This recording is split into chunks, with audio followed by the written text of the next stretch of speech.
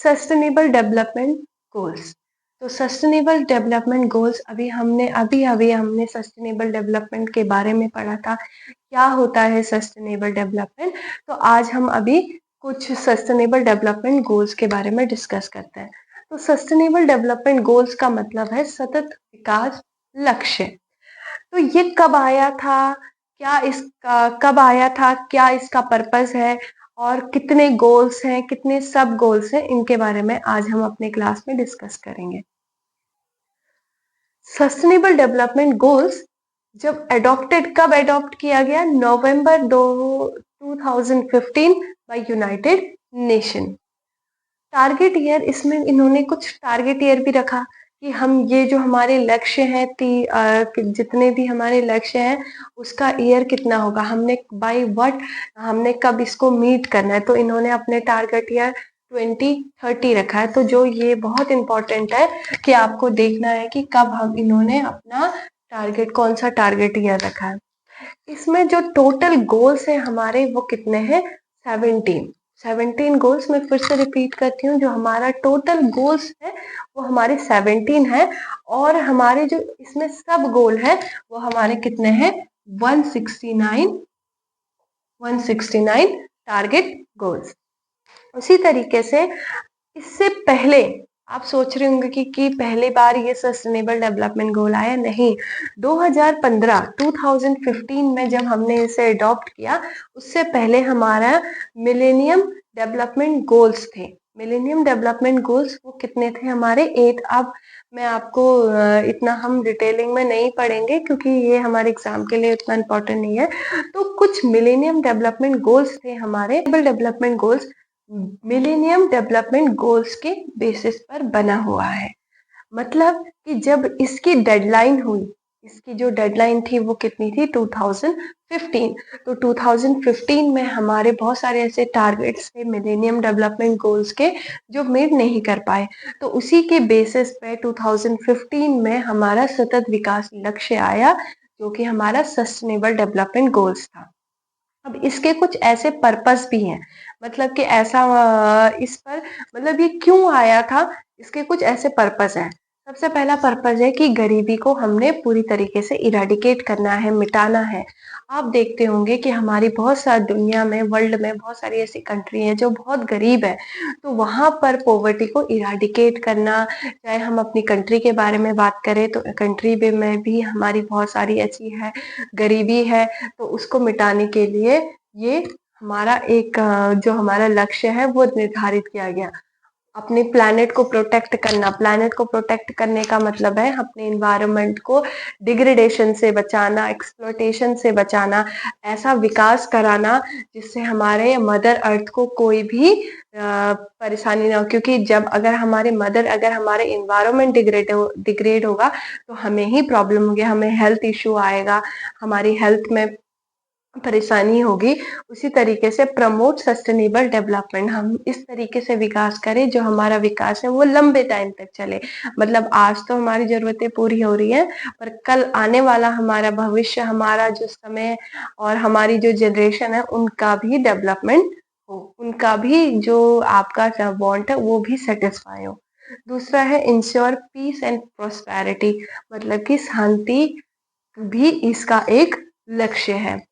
तो अब मैं आपको इसके बारे में बताती हूँ कि जो हमारे गोल्स हैं, जो 17 गोल्स हैं वो कौन कौन से हैं।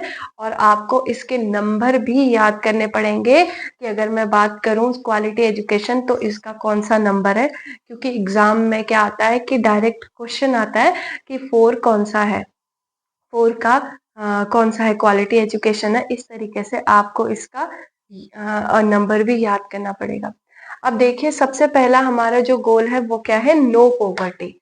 मतलब कि नो पॉवर्टी नंबर 1 पर क्या है हमारा?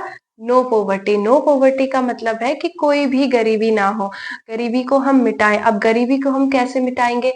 अगर हम गरीबी को कैसे मिटाएंगे? अगर हमारा इंडस्ट्री बन रही है, इंडस्ट्री में हम अगर काम दे रहे हैं तो लोग बेरोजगार से हट रहे हैं, तो बेरोजगारी से हट रहे हैं तो उससे क्या होगा? उनको खाने को मिल रहा है, तो उससे उनकी जो पॉवर्टी है वो धीरे धीरे जा रही है।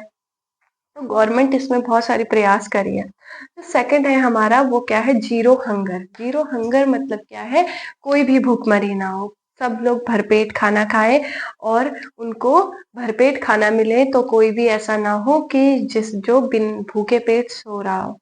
जो तीसरा है हमारा गुड हेल्थ एंड वेलबींग। हमारी अगर हमारी भूखमरी नहीं होगी, नो हंगर नहीं होगा, पॉवर्टी नहीं होगी, तो क्या हमारा हेल्थ अच्छा होगा या बुरा होगा? ऑब्वियसली अच्छा होगा। तो इसीलिए कहा गया है कि हमारा जो तीसरा टारगेट है वो कौन सा है, कि सभी का जो हेल्थ है और वेलबींग है, वो मतलब कि जो उनका हेल्थ है वो क्या रहे, अच्छा रहे। चौथा हमारा क्या है, अगर हमारा हेल्थ अच्छा रहे और हेल्थ अच्छा होगा, हमारे पर हमारी भुखमरी नहीं होगी, तो अगर हम पढ़ाई करते हैं तो हमारी एजुकेशन कैसी होगी, क्वालिटी एजुकेशन। क्वालिटी एजुकेशन का मतलब है कि जो भी अगर हम शिक्षा दे रहे हैं तो वो क्वालिटी के हिसाब से दे। तो नंबर 4 कौन सा है हमारा, क्वालिटी एजुकेशन।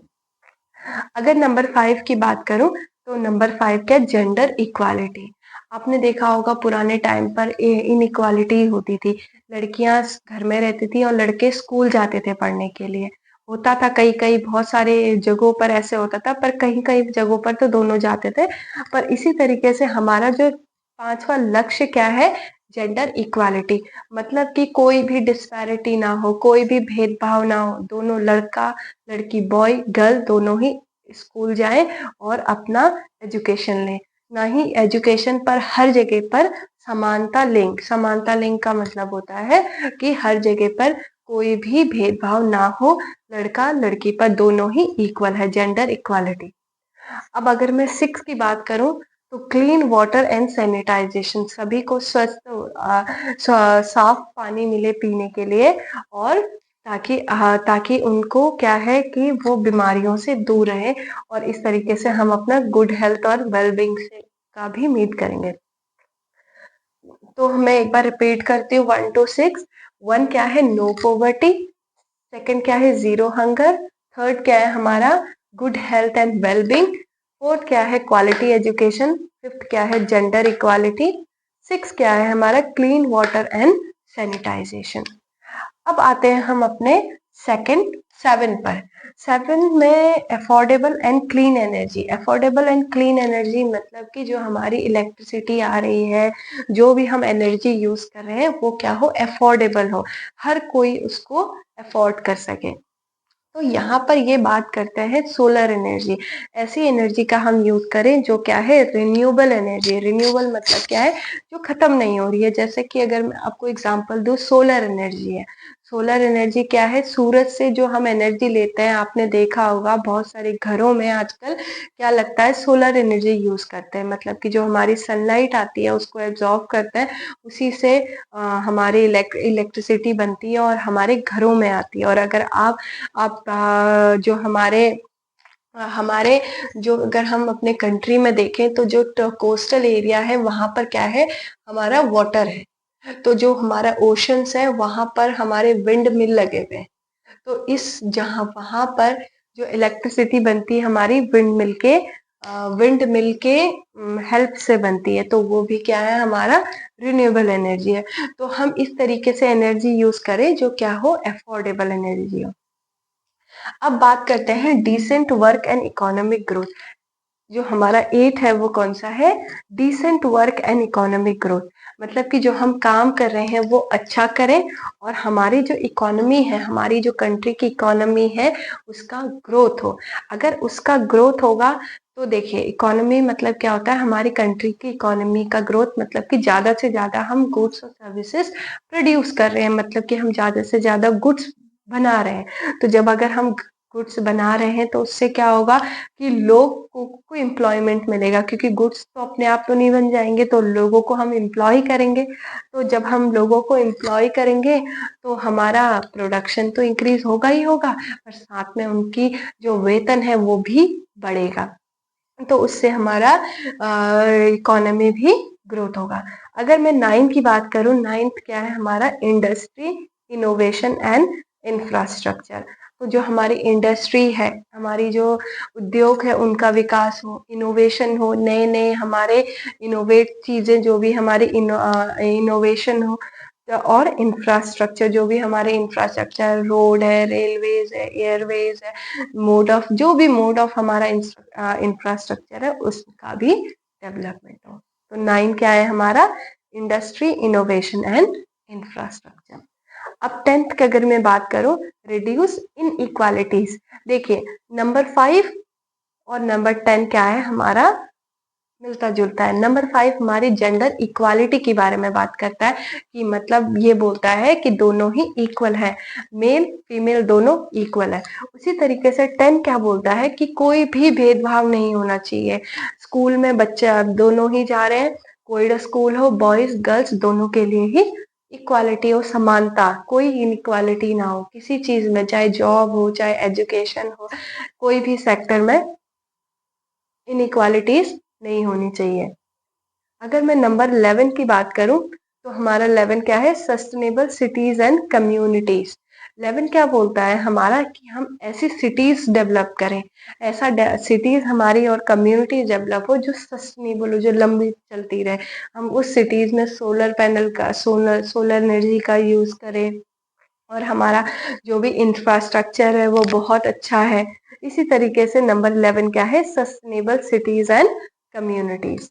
नंबर 12 क्या है? Responsible production and consumption. इस तरीके का प्रोडक्शन हो, इस तरीके से हम इस तरीके का सामान बनाए जो क्या है? रिस्पॉन्सिबल है और कंजम्पशन है। अगर मैं 13 की बात करूं, क्लाइमेटिक एक्शन। नंबर 13 क्या है? Number 13 climatic action.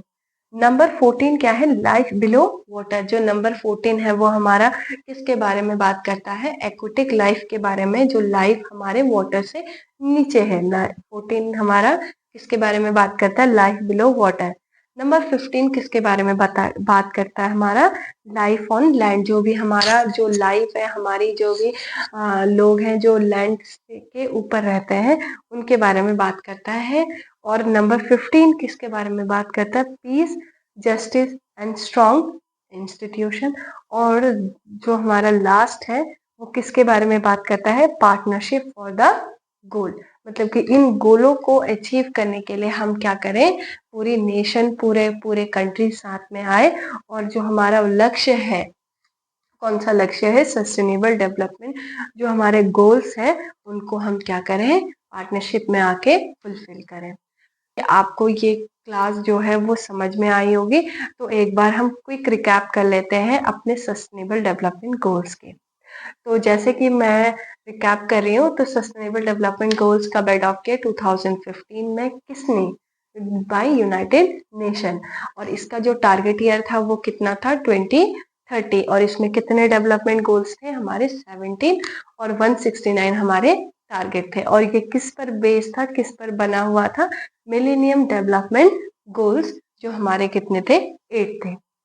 अब थोड़े डेवलपमेंट गोल्स को भी हम रिवाइज करते हैं। नंबर 1 क्या था? No poverty. Number 2 zero hunger. Number 3 हमारा क्या है? Good health and wellbeing. Number 4 क्या है हमारा? Quality education. नंबर 5 हमारा क्या है? Gender equality. 6 क्या है? Clean water and sanitization. Number 7 क्या है हमारा? Affordable and clean energy. Number 8 क्या है? Decent work and economic growth. Number 9 क्या है? Industry, innovation and infrastructure. Number 10 क्या है? Reduce inequalities. नंबर 11 क्या है? Sustainable cities and communities. Number 12 क्या है? Responsible production and consumption. Number 13 क्या है हमारा? Climatic action. Number 14 life below water.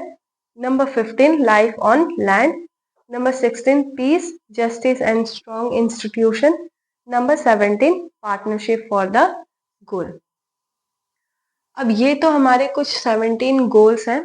तो आप जब हमारी नेक्स्ट क्लास होगी उसमें हम जो हमारा जो दूसरा टॉपिक है, जो हमारा SEZ जोन्स, जो हमारा स्पेशल इकोनॉमिक जोन है, उस पर मैं आपकी क्लास लूंगी।